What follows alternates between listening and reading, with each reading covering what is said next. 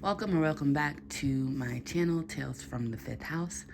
I am BZV Knowing, and today my goal is to channel a meaningful message that you may need to hear using tarot and oracle cards and some dice. I am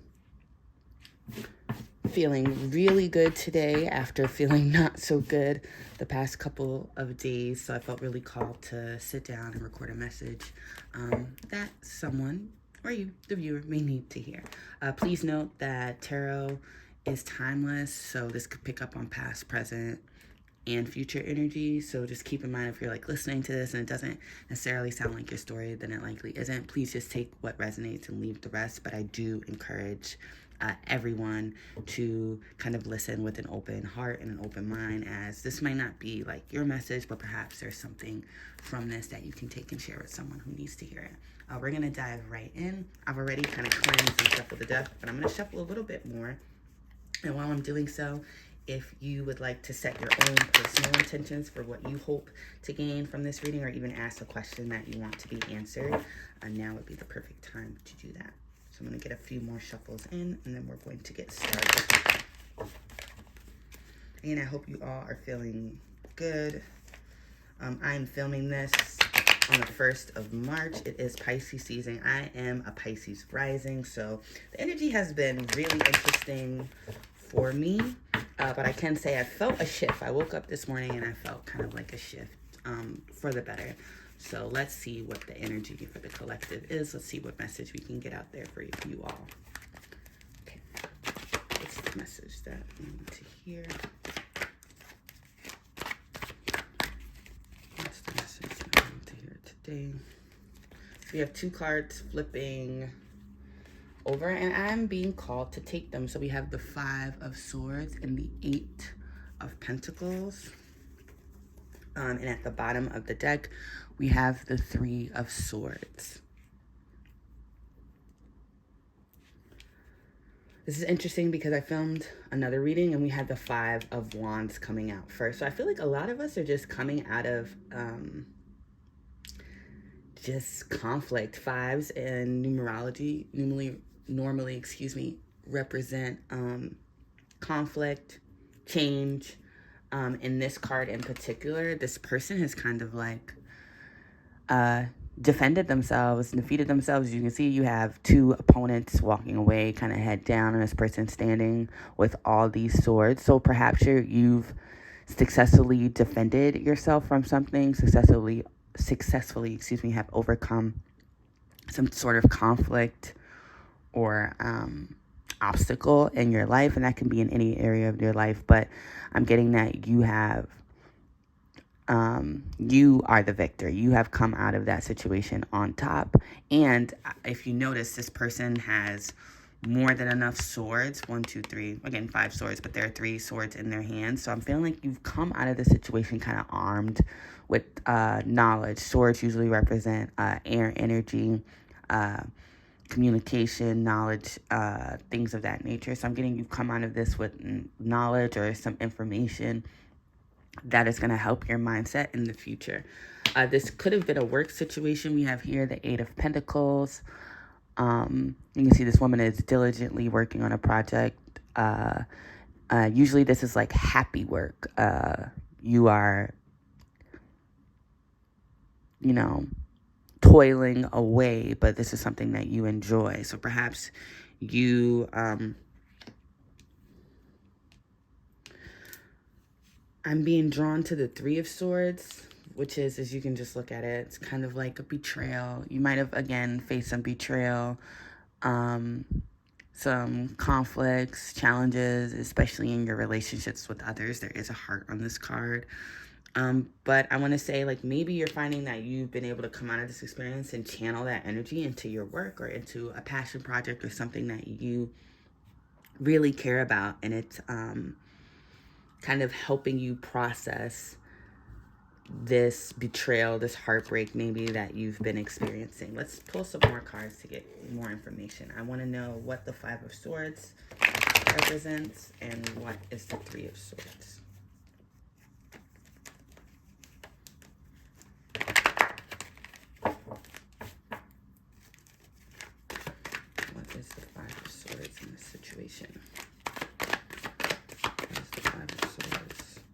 Okay, we have the Ten of Pentacles. And what is the Three of Swords? And we have the Two of Cups. So yeah, this definitely could have been regarding your family or friends that you consider family. Again, it doesn't have to be. This could also have been like a work situation with the Pentacles here as well. Something having to do with like your materials. At the bottom of the deck, we have the Queen of Wands there, and I'll put that right there where you can see. So what I'm getting is you might have had to defend yourself or had some challenges around your stability. So Pentacles represent earth energy, typically having to do with themes of security, stability, things in our material world, tangible things that you can hold. So maybe you've faced some conflict in those areas of your life, whether that's like your finances, your housing, your career. And this also could be related to your relationships. We do have the Two of Cups here. Cups represent water energy, emotions, our feelings, our connections to others. So yeah, I'm feeling like the collective may have had to like defend themselves or rethink what stability and security look like for you and your kind of emotional ties to those concepts. But you're coming out of that a more confident person with the Queen of Wands here being at the bottom of the deck. That's fire energy, I think Leo energy specifically. But I feel like if you found yourself going through any conflict, especially within your career or your relationships, do know that you're being called to kind of like take that experience and take what you can from that experience and really channel it into creating a better, more stable, secure future for yourself, whether that's like actively working on something like a project or even just internally. I'm also hearing like know your worth. So maybe this situation that you were in was a catalyst to kind of help you understand exactly what it is that you're worth, exactly what it is that you value. And that's only going to help you on this journey. I'm also being called to the Ten of Pentacles. Usually tens in numerology represent the end of cycles. And as you know, every ending is essentially a new beginning. So perhaps you may have faced some heartache, some heartbreak over this conflict, but you are, again, I said this earlier, you are coming out of the victor of this conflict. You're standing here with more than enough swords, armed and ready to defend yourself should you find yourself in another situation similar to this. And I feel like you have a new found sense of like confidence in yourself because you know, when we go through things, sometimes we forget like when you go through things, and even if, you know, it's not what you expected and things don't turn out as you planned, you got through it. And that's something that you should be proud of. You know, Leo energy, Leos are kind of known to be very prideful signs. And I don't always think that's a bad thing. I think some people could use a little bit more pride in self, because when you have pride in yourself, when you are proud of who you are able to stand up for yourself. You know your worth, you know your value, and you kind of teach everyone else what that is, and you set the tone for how you are going to be treated.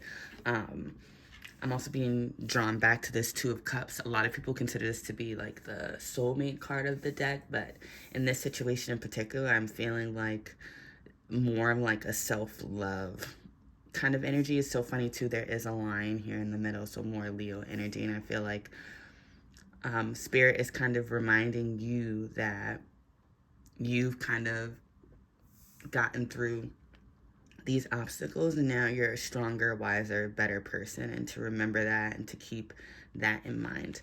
Right now I want to pull some oracle cards.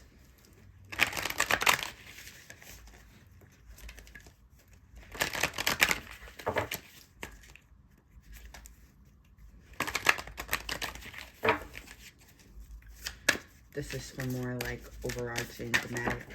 I dropped a bunch of them. I'm not going to take them all. more thematic kind of overarching messages that you need to hear. All right, so the first one out we have out is patience. We have patience, the number 28, perseverance, cycles, divine timing.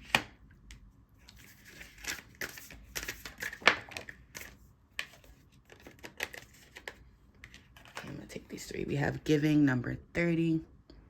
It says receiving, harmony, and karma. And lastly, we have Earth Mother, Earth energy here, the number 36, grounding, rewilding, and nourishment. At the bottom of the deck, we have awareness, number 40, stillness, non-action, and truth. Put that right there.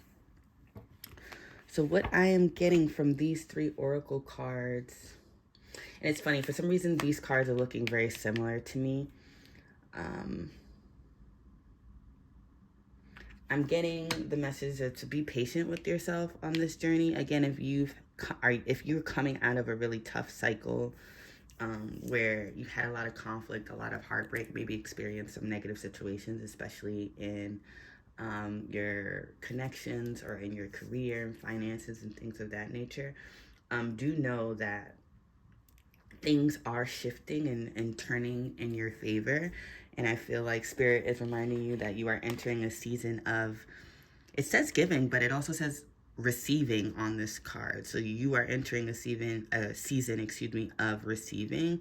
And in order to give, I think some people forget this, that when you want to receive things, it usually starts with you giving it to others or sometimes even to yourself. So if you want to receive love, give love. If you want to receive generosity, be generous. It's like we have to be the change, be the thing that it is that we want to see, because that's how we are able to magnetize it and kind of attract more of that energy into our life by becoming it ourselves. We have Earth Mother here. It says grounding and nourishment, and I was called to put it right under the Two of Cups, which I said is giving me the vibe of like a self-love kind of feeling. And again, with this really strong Leo energy, Leos are known, like, they know who they are for the most part, especially those like evolved Leos, you know. And they love themselves out loud. And I think because Leos love themselves out loud, they're able to do the same for the people that they love and the people that they care about. Leos are traditionally known to be some of the best hype men. I know I have a Leo in my corner. That's my cousin, is my absolute best friend. And she, because I know she loves herself so deeply and kind of carries herself with that confidence and energy, she's able to kind of bring that and teach others how to do it. And I think you're being called to really ground this fiery energy, this loving energy that you have within yourself, and to be aware. Now that we have this awareness card here, that it's interesting. There's a lot of, like, I don't know what you would call this, these like sparkly things. We have this kind of symbol here and this kind of here, and then we have the infinity symbol on the top. Like, we're all connected. I'm being called to say, like, we're all connected, and when we do the work and we give to ourselves, we're easily able to give to others. And when we give to others, you open yourself up to receive the same thing tenfold. Right now, I'm going to roll some dice, just to get some additional insights into this message. So we have a clock, which is interesting. Divine timing is really big. So if there's something that you are working on, something that you are waiting for, do know that it will be yours, but it might not be when you expect it. Sometimes things don't happen on our time, and when we think they should happen, they happen when they're supposed to happen. And I feel like Spirit wants me to remind you of that. Then we have an open book. And lastly, we have some scales. Libra energy, I kind of think of Libras when I see the scales. But I feel like, again, you might have had to, or I feel like the message here is you think about what you can learn from the situation. When I think of books, I think of knowledge, wisdom, things of that nature. And I feel like if there are any kind of imbalances in your life, especially in your connections and how much you're giving versus how much you're receiving. All of that is kind of being worked out right now. I'm feeling like these two are very similar here, just in imagery. So I feel like the scales are being balanced. This woman is pouring something into one cup and it's going into other. And I feel like you're going to be experiencing the same type of energy. Perhaps you were dealing with some connections or just situations that weren't really reciprocal. And I feel like that's all changing for you. But in due time, we did have the patience card here. So you might not be there quite yet, but Spirit's just reminding you, in divine time, you will get exactly what it is that you're desiring. In the meantime, whatever it is that you're hoping to receive, Spirit is kind of encouraging you to give that to yourself or give that to others to help kind of bring that energy towards you. To close out, I am going to roll some astrological dice. Again, this could be like further confirmation if any of the signs that come out are in your chart, but again, it's all energy, so even if you don't have these signs in your chart, we're just going to kind of look at the energy that's present here. We have Sag energy, Gemini energy, and Pisces energy. So lots of mutable energy on the board. These signs are all known for being very adaptable, flexible, and things of that nature. We have fire, air, and water. We're also in Pisces season, so this could be kind of like if you're thinking timing, maybe there's something you're waiting for. Perhaps Pisces season will be the season, or even Gemini season might be the season that you can receive this. But I feel like with these particular energies on the board, Spirit is asking you to be flexible in how you kind of call in this thing or these things that you want. Sagittarius is ruled by Jupiter. It's a really big, expansive kind of plan. I think the message here is to like expand your view on what giving and receiving looks like. Maybe what reciprocal relationships look like, or just an equal give and take. And it's so funny, I've never really liked the phrase give and take. And when I was in college, I took a class, and blanking on the name right now, but it was like, I went to a Catholic private college, and this was a religious class I was taking. I believe we were talking about marriage or relationships, just for context. And the friar, because again, I went to a Catholic school, the friar had said, like, people like to say give and take, but the word take implies that, like, if you take something from someone, it's like they didn't want to give it to you. It kind of has a negative connotation. And he said he prefers using give and receive. And that has always stuck with me. I graduated from college over a decade ago.